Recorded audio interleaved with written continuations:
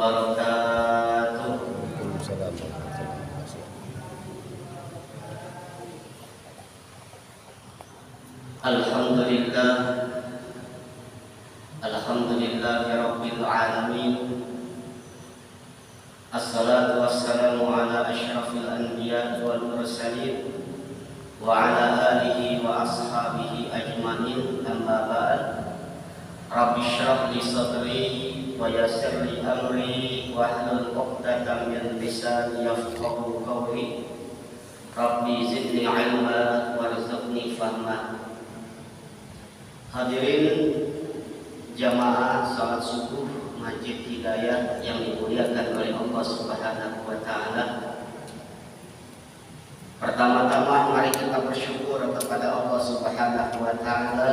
Alhamdulillah, pada pagi hari ini Bapak Ibu, dengan izin Allah Subhanahu wa taala kita kembali merajuk ikhtiar kita dengan kegiatan ibadah, di antaranya adalah kita mengawali pagi ini dengan rangkaian salat fardu dan amalan-amalan sunnah lainnya. Mudah-mudahan segala bentuk ikhtiar kita, amalan kita dalam kehidupan sehari-hari selalu bernilai ibadah di sisi Allah Subhanahu wa taala. Amin ya rabbal alamin. Kita bersalawat kepada baginda besar Nabi Muhammad sallallahu alaihi wasallam. Allahumma shalli ala sayyidina Muhammad wa ala ali sayyidina Muhammad. Mudah-mudahan dengan salawat atau banyak kita membaca rangkaian salawat, lebih khususnya menghidupkan sunnah-sunnah Nabi Muhammad sallallahu alaihi wasallam, kita mengikuti sunnah beliau dan nantinya kita menjadi orang-orang yang dicintai oleh Allah dan diampuni dosa-dosa kita. Karena kata Allah, "Qul in kuntum tuhibbunallah," katakan wahai Muhammad, jika kalian itu mencintai Allah, fattabi'uni, maka ikutilah sunnah-sunnah Nabi Muhammad SAW. Karena kalau sudah ingin mencintai Allah dan mengikuti sunnah, nanti kita akan mendapatkan feedback cintanya Allah Subhanahu wa taala, dan juga nanti lebih indahnya lagi kita akan mendapatkan ampunan dari Allah Subhanahu wa taala. Amin ya rabbal alamin. Tadi kisaran pukul 4:15 saya ditelepon oleh yang mengisi karena beliau berhalangan hadir. Jadi izinkan kami, sebenarnya tadi saya tak bisa karena memang waktunya juga kan mepet, tapi Ustaz bisa izinkan karena ini amanah juga dari beliau untuk mengisi subuh di Masjid Al-Hidayah. Mudah-mudahan Bapak Ibu, apa yang kita bahas pagi ini, walaupun nanti mungkin kajian-kajian yang singkat atau sedikit sepotong-sepotong dari kajian dari ayat Al-Quran, mudah-mudahan ini bermanfaat untuk kita semua. Amin ya rabbal alamin. Bapak Ibu yang dimuliakan oleh Allah Subhanahu wa taala, di bulan Zulqa'dah ini tanggal 7, baik tanggal 7 dari bulan 6 maupun bulan ke-11 dari 1443 Hijriah ini, tak lama lagi ini Zulhijjah, bulan ke-12, ada kebiasaan orang-orang Saudi Arabia, orang-orang Arab pada umumnya, selebih-lebih sebelum masuk di bulan Zulqa'dah ini. Apa kebiasaannya? Mereka itu sering pergi keluar kota Mekah ke kota-kota Syam, negara-negara Syam, Syria, Yaman, kemudian ada ke Palestina. Ini kebiasaan pada bulan Zulqa'dah. Ngapa ke sana? Mereka ini merantau, termasuk Nabi Muhammad SAW dulu merantau dengan pamannya Abu Thalib, itu berdagang hobinya.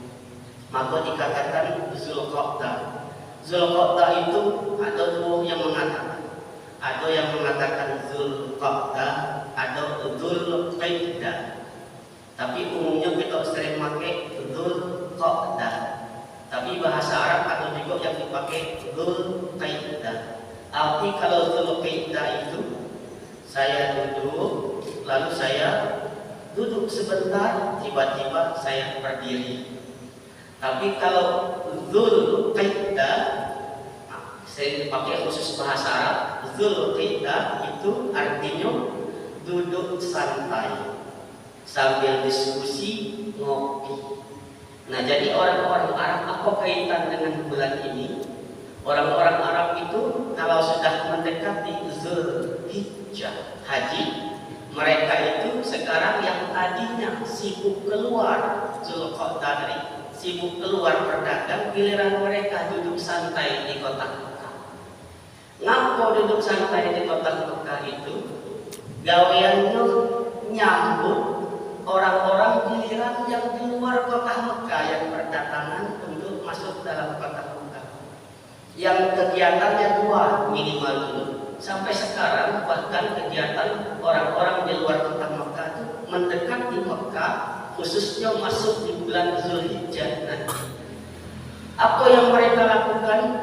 Satu di antara mereka ada yang berdagang, yang kedua mereka ada yang berhaji.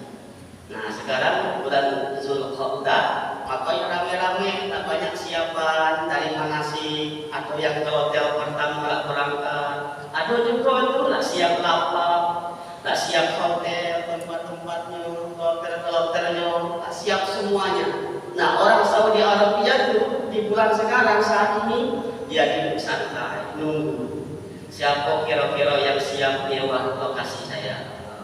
Itu dikatakan Zulqa'dah.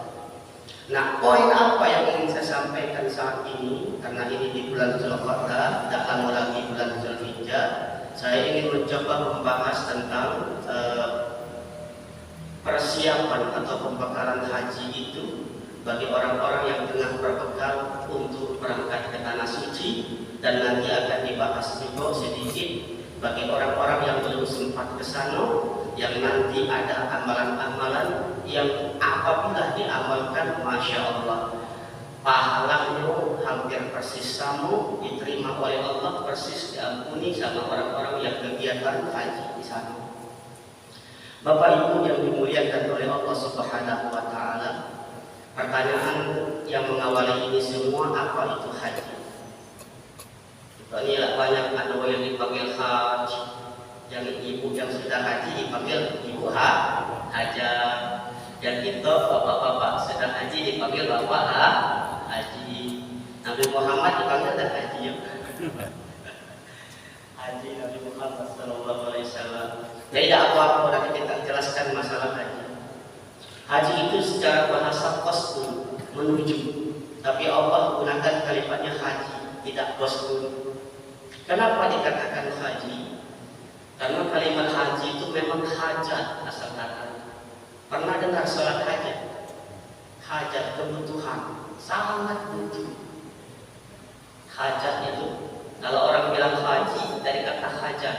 Jadi kalau dari isi bahasanya al-qasdu, kebutuhan, menuju. Tapi arti dari istilahnya menuju pada suatu tempat yang sangat dibutuhkan oleh setiap manusia. Haji itu secara bahasa istilahnya menuju pada suatu tempat yang sangat dibutuhkan, dihajat dan dipengenkan, diinginkan oleh setiap manusia. Kenapa Ustaz dibutuhkan? Ngapa dipengenkan? Ngapa diinginkan?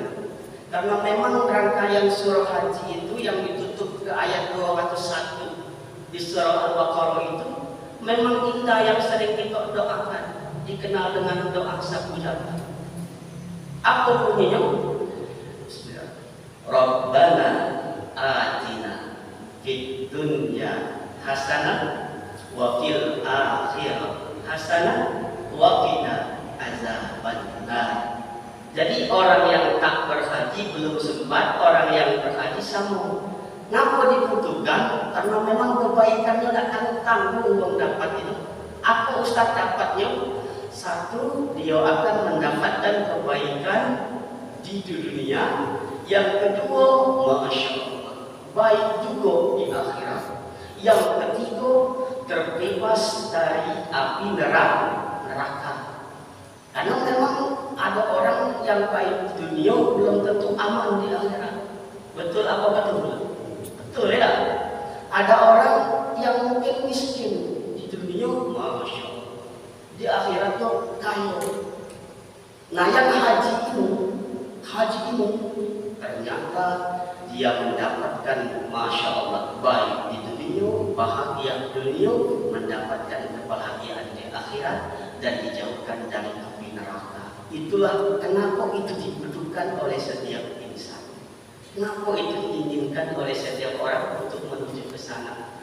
Nah pertanyaannya, apa sih kira-kira syarat-syarat untuk mendapatkan kebaikan itu? Apa hanya untuk orang-orang yang berhaji atau kita yang tidak berhaji? Kenapa disebutkan makruh?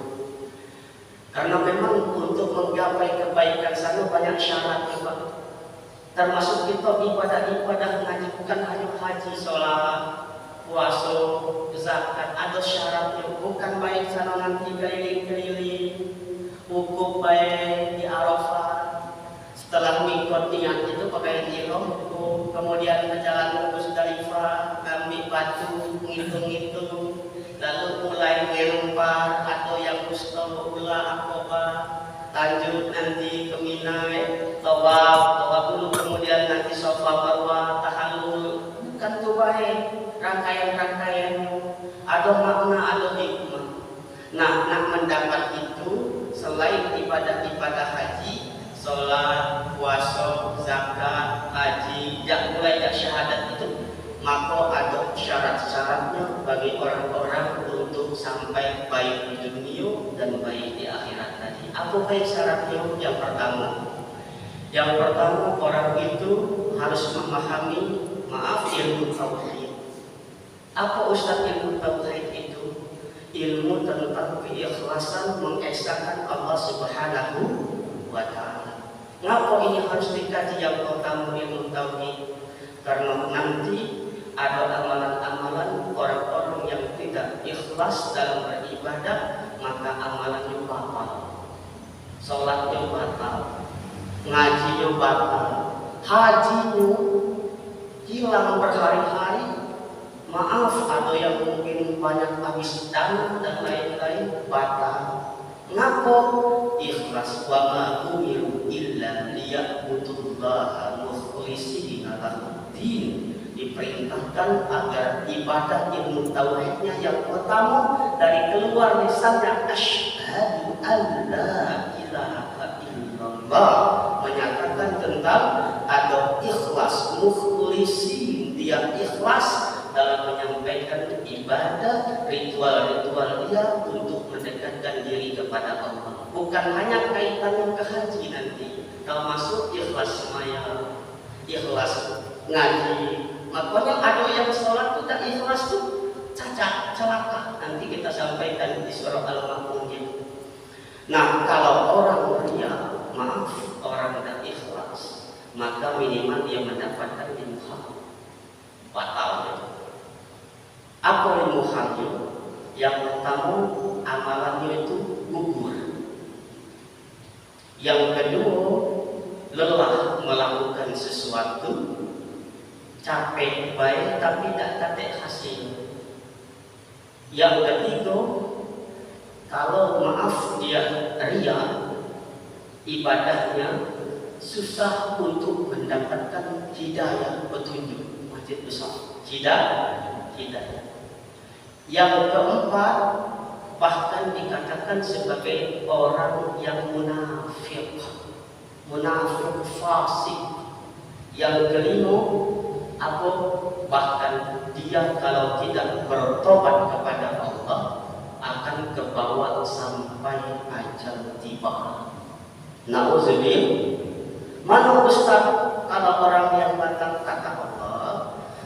Bismillahirrahmanirrahim. Ya ayyuhalladzina amanu la tubtilu shadaqatikum bil manni wal adha. Hai orang-orang yang beriman, yuk jangan gugurkan, jangan batalkan shadaqatikum. Sedekah itu bukan sedekah saja artinya. Ulama fikih mengatakan kullu ma'rufin sedekah. Setiap yang baik-baik itu sedekah. Jadi amalan-amalan haji merupakan sedekah, amalan salat sedekah, amalan puasa sedekah. Maka yang zakat dikatakan innamas shadaqat lil fuqara wal masakin. Sedekah itu yang baik-baik senyum sedekah. Kita tidak dapat, masya Allah, tidak dapat mungkin memberikan bantuan kepada masjid dengan bentuk materi, tapi kita bantu dengan tenaga, itu merupakan sedekah. Ada orang yang susah naik barangnya berat untuk diangkat ke mobil, itu merupakan sedekah. Setiap yang baik-baik sedekah. Kata Allah, jangan kamu gugurkan kebaikan kamu, sholat kamu, haji kamu, puasa kamu dengan aku sedekah tadi, dengan bil manni wal adha, dengan suatu penyakit. Apa contohnya? Kalladzi yunfiqu ria'an nas. Seperti diumpamakan Allah, dia berinfak tapi maaf sekali dia beramal berinfak tapi minta lihat dengan orang lain. Maaf, ria. Apa umpamanya kata Allah orang yang demikian?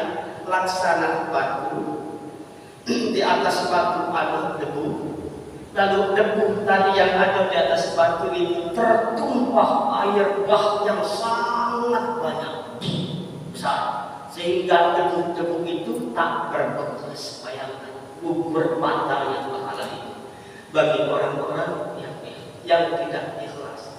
Maka rangkaian pertama di bulan Zulqa'dah bagi kita yang pembekalan orang-orang yang tengah mempersiapkan itu, di antaranya tanamkan dirinya dengan nilai-nilai ikhlas, dan juga kita yang belum berangkat juga ada ajian pemahaman agar ditanamkan nilai-nilai tauhid agar benar-benar ikhlas dalam beribadah kepada Allah Subhanahu wa Ta'ala. Yang sembahyang pun sama, yang sholat itu kata Allah fawailul lil musallin, celaka.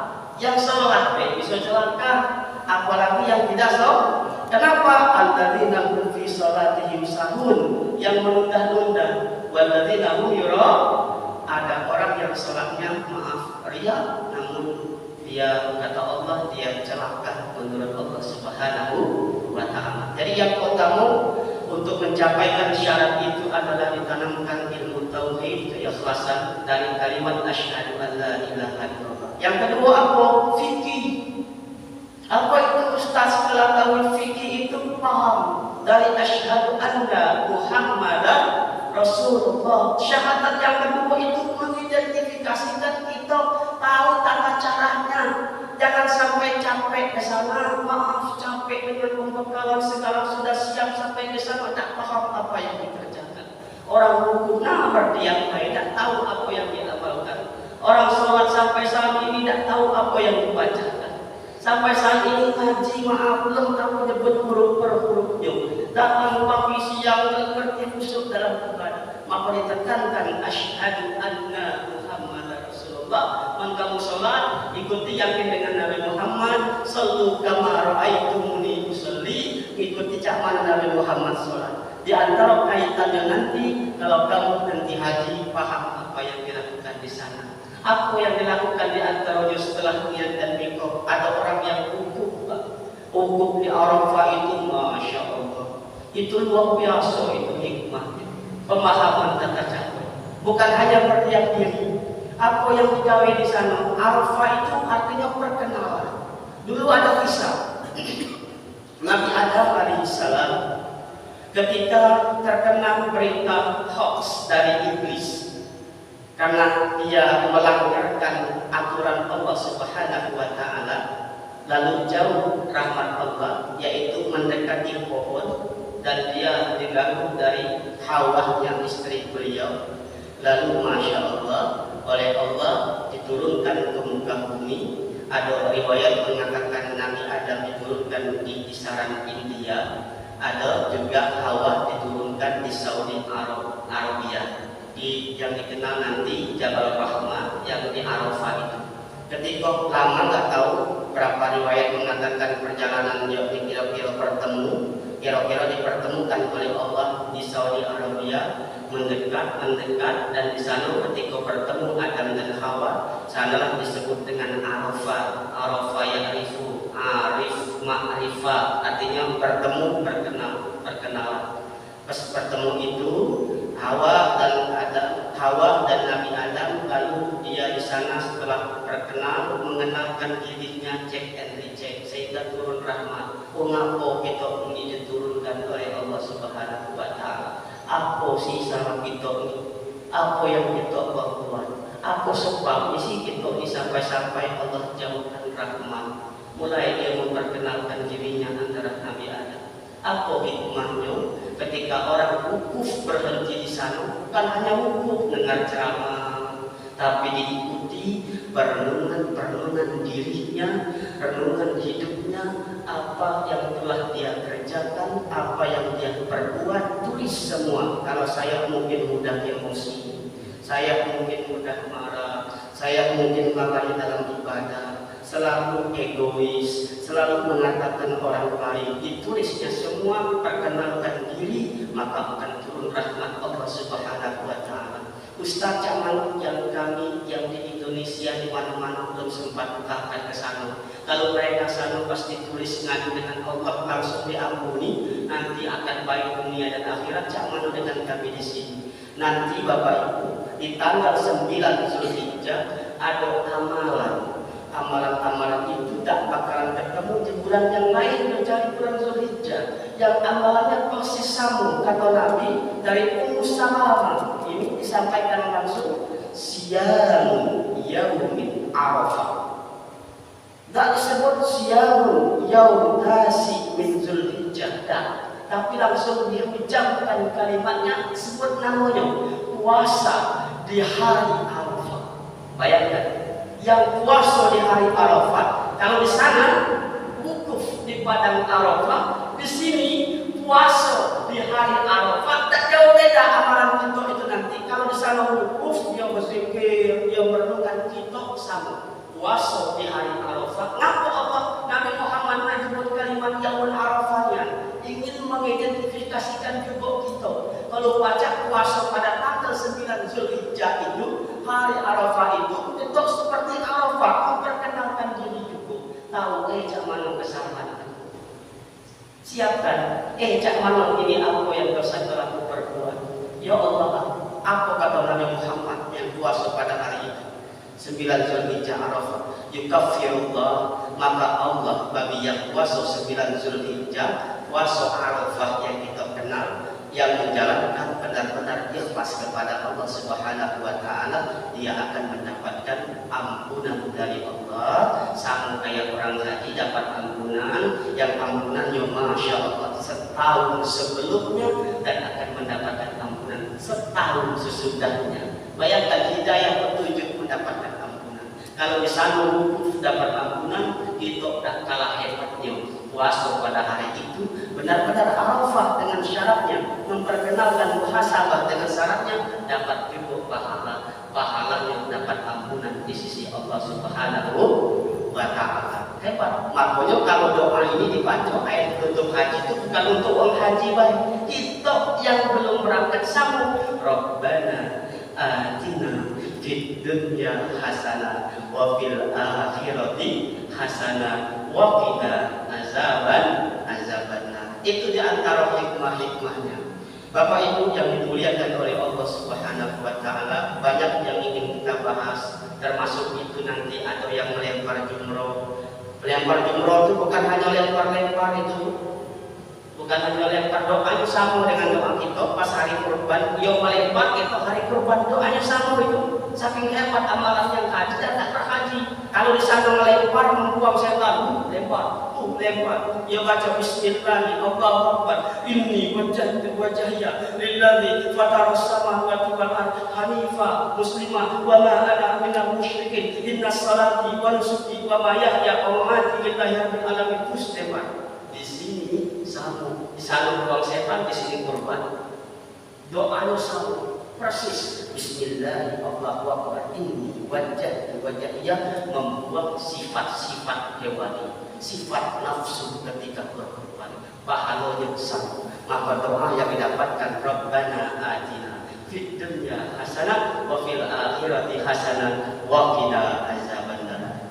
Bapak Ibu yang dimuliakan oleh Allah Subhanahu wa taala, ini penting kita bahas di bulan Zulqa'dah ini. Mudah-mudahan kita Zulhijjah dan selanjutnya habis tahun 1443 masuk tahun 1444 Hijriah, kita semakin baik dalam ritual-ritual ibadah, termasuk kita didekatkan diri kita kepada Allah Subhanahu wa taala. Mudah-mudahan ini kajian singkat subuh kita, dan saya lanjutkan bagaimana pembahasan selanjutnya mungkin di lain waktu, termasuk itu adalah tawaf, kemudian Safa Marwah, kemudian tahalul dan sebagainya. Tapi yang penting yang kita kaji pada poin ini, kita ikuti rangkaian ibadah ini dengan ikhlas kepada Allah Subhanahu wa taala, dan perlahan-lahan kita memahami dengan fikih tadi, dan kemudian kita juga mengambil hikmah segala apa yang terjadi, yang diamalkan dari perintah-perintah Allah Subhanahu wa taala. Mudah-mudahan bermanfaat untuk kita semua. Kepada Allah kita perbanyak beristighfar. Dari istighfar itu mudah-mudahan Allah dengar kita termasuk hamba Allah yang diampuni oleh Allah Subhanahu wa taala. Kita tutup dengan kajian subuh dengan shalawat. Allahumma shalli ala sayyidina Muhammad wa ala ali sayyidina Muhammad. Kita akhiri dengan salam. Wassalamualaikum warahmatullahi wabarakatuh.